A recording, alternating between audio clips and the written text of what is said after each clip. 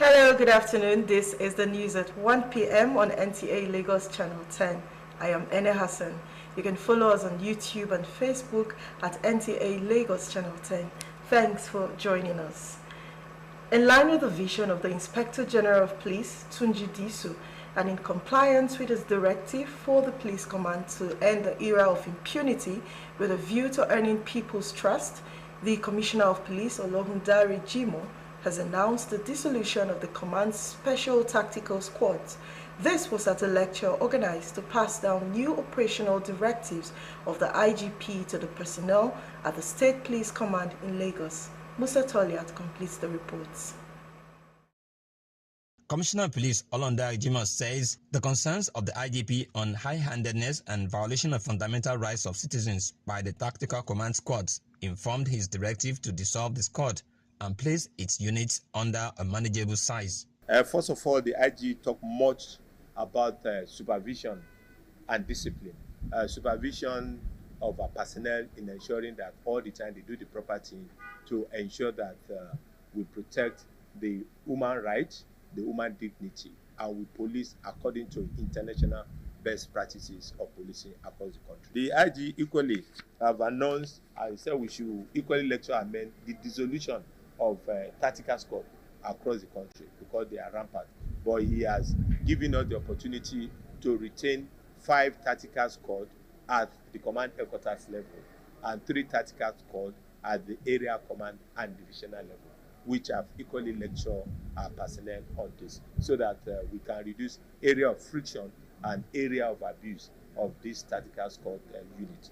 The lecture by CP Ch10 also seeks to allay fears of the personnel that the impending establishment of state police does not pose a threat to their existence. It is important to emphasize that state policing should not be misunderstood as a replacement for or a diminution of the Nigerian police force. Rather, it should be seen as a complementary structure within a coordinated national security framework. This is to remove the fear in the minds of every police officer, more especially in this command, that the state police is coming to take their job. No, it's coming to further strengthen our job and our responsibility to make it better. Bail is free, and we draw it into the hearing, and to the understanding of all the data, the divisional police officer, or the area commander, all the other arms that investigate, including the CID, that bail is free. He reassures the public that investigation on Owode Oniyan incident is almost completed and suspects arrested in the course of the investigation will be duly prosecuted. In Lagos, Musa Toliat, NTA News. The Lagos Chamber of Commerce and Industry has unveiled a proposed Veterans Welfare and Reintegration Bill 2026 aimed at strengthening support for retired military and police personnel in Nigeria. The proposed legislation was presented during the 10th edition of the LCCI Security Meets Business Dialogue Series in Lagos, where government representatives, security agencies, and business leaders discussed the link between national security and economic growth. Jason Moses reports. As Vice President was represented at the event by the Special Advisor to the President on Economic Affairs, Dr. Tope Fashua, who highlighted ongoing efforts by the federal government to rejig the nation's security architecture. He noted that progress has been recorded, but stressed the need for sustained collaboration with the private sector, adding that there is no final victory over crime.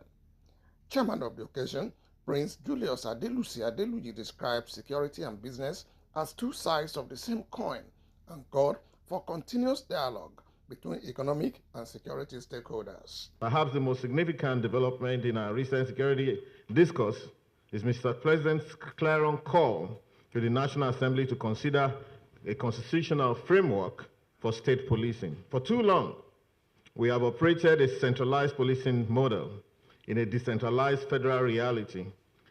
A cyber attack launched thousands of miles away can paralyze financial systems locally.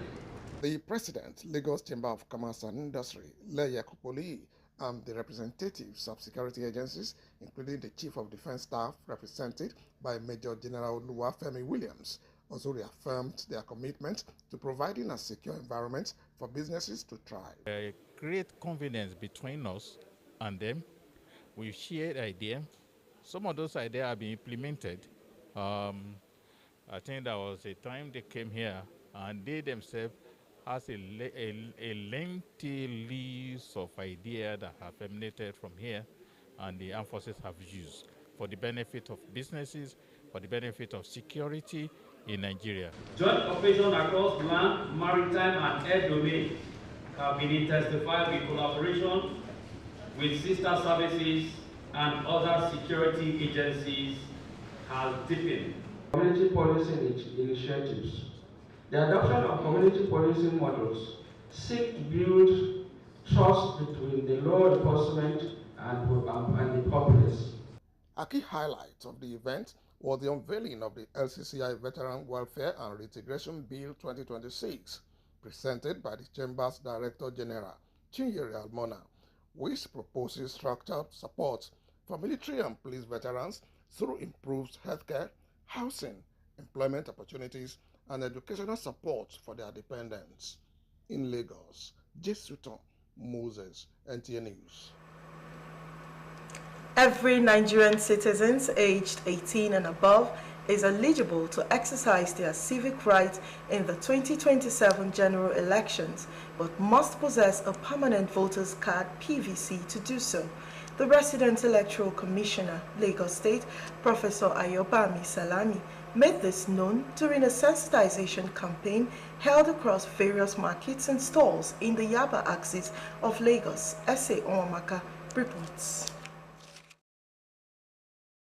The Independent National Electoral Commission, Lagos State, is intensifying its voter education drive ahead of the 2027 general elections. This time, the electoral umpire is taking its sensitization campaign to the grassroots to ensure that no eligible voter is left behind. The Resident Electoral Commissioner for Lagos State, Professor Ayobami Salami, alongside a team of officials, moved from stalls to markets, distributing information materials and enlightening traders and residents on the need to register, transfer their voter registration where necessary, and safeguard your permanent voter cards (PVCs). We're having the challenge of about the many people on our voters list.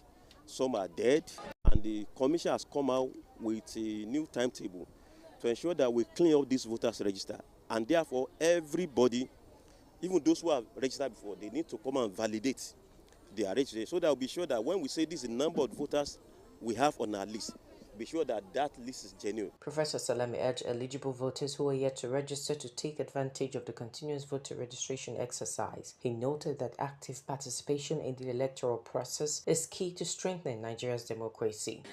All of us cannot think the same way, but our job is not to leave everybody behind. Even those who are skeptics, we need to confront them. What Nigerians need is reassurance. What Nigerians need is transparency. And that we are trying to do to ensure that we reassure Nigerians, and we also work on what might be drawback in the past. What gave them that skepticism, we will take it away, and then we will improve our transparency. Some residents expressed their readiness to exercise their civic rights in the forthcoming general elections to describe the sensitization campaign as timely and commendable. It's important for you to have your PVC. Even if you're a good citizen of Nigeria, it's important for you to have it. It's important so that you give a good example to the upcoming generations. I advise everybody to go and register to have their PVC, so that when it's time of election, everybody can come out and vote for the people of their choice. Residents who are yet to register are encouraged to take part in the ongoing voter registration exercise by visiting their respective local government offices or the INEC office in Yaba, in Lagos. S.A. Owamaka, NT News. Let's take a break for some messages. The news continues shortly. To stay tuned.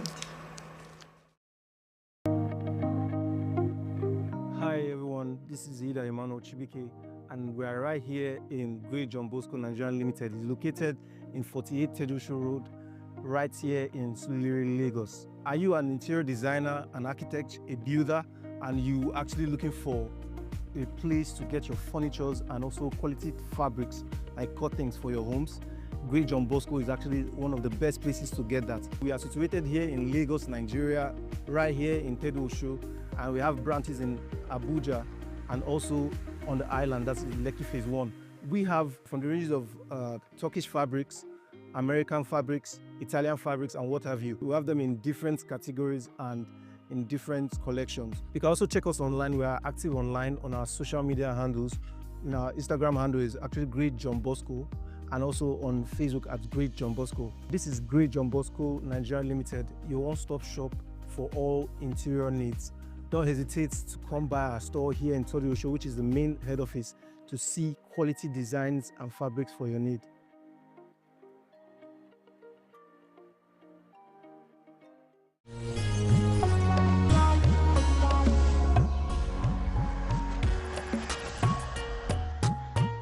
My name is Modupe Yewumi, the General Manager of NTA Lagos Channel 10.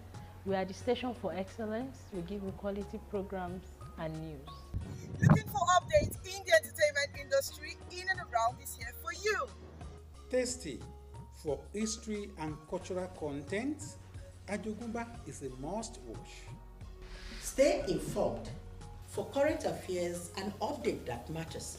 Join us at 7 o'clock for reliable and authentic stories every day. On Boshenlo, we dish out topical issues in our society. Boshenlo, Mojedude. To know the importance, principle, value, obligation of the Quran and Hadith of Rasulullah Sallallahu Alaihi Wasallam, join me on the program Message of Islam. To catch up with celebrities and trendy songs, watch eCafe on NTA Channel 10. I serve weekly health updates on Health Watch. Welcome to another remarkable edition of Mary Lane. It's another beautiful time to celebrate. Triple M closes the gap between the people, the government, and the business communities. We are in the business of quality programming, news, and content. Therefore, advertise your products on NTA Lagos Channel 10. We have the mileage.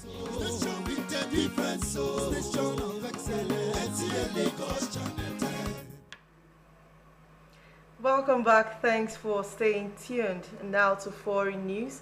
Senate Republicans have voted down an effort to halt the U.S.-Israeli war against Iran in what marks the first vote on the conflict in the Middle East. Charles Alpha reports. Known as a war power resolution, which would have limited U.S. President Donald Trump's power to carry out further attacks without congressional approval. Declaration of war is not a power that the President of the United States has. The Constitution makes it clear the declaration of war is the authority and the responsibility of Congress. 45 of the last 47 presidents, which is all we've had, have ordered kinetic acts, just like President Trump has done, without going to Congress. This isn't new. The Constitution, Article 2, clearly gives the president not only the right, but indeed the duty, as does his oath, to protect the United States. The decision comes after Defense Secretary Pete Hegseth announced on Wednesday that the war could be extended by 8 weeks longer than the administration's initially expected timeline. Hegseth at the Pentagon said that the United States has spared no expense of capability to enhance a defense system to protect U.S. forces and allies in the Middle East, while acknowledging that some Iranian attacks may still hit their targets.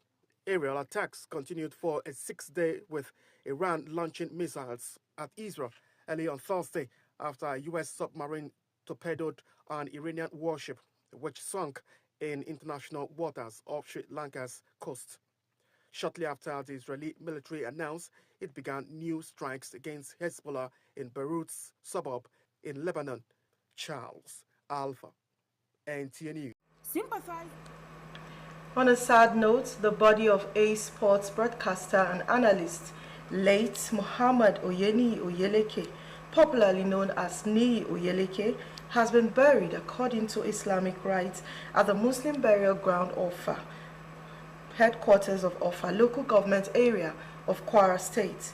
Imam Musbaudin Giwa led sympathizers in the performance of the Janazah prayer on the deceased. Late Nta Oyeleke died Tuesday following a brief illness. The reports. Sympathizers from the nooks and crannies of the ancient city of Offa and beyond converged on the Muslim burial ground Offa to pay their last respects for the A sports broadcaster Nta Oyeleke. An Offa-based Islamic cleric, Ustaz Musbaudin Giwa, led the sympathizers to perform the Janazah prayer. Some people present during the Janazah prayer spoke on the life and times of the renowned sports broadcaster. We have missed a chunk of the block in the family. When he was alive, he was a jolly good fellow. He's been a very lovely and straightforward guy. He was a professional when he started, his work in NTA.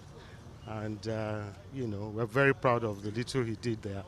A devoted husband, very hardworking, very patient, very friendly. Late Muhammad Oyeni Oyeleke died on Tuesday following a brief illness. Late Nta Oyeleke left the service of the NTA in 2010 as a senior reporter and producer before joining the service of South Africa's private broadcast station, SuperSport. He was aged 60. Aisha Abubakar Yahaya, NTA News. The report ends the news at 1 p.m. Join us at 7 p.m. for another fresh bulletin. I am Nta Ch10. Good afternoon.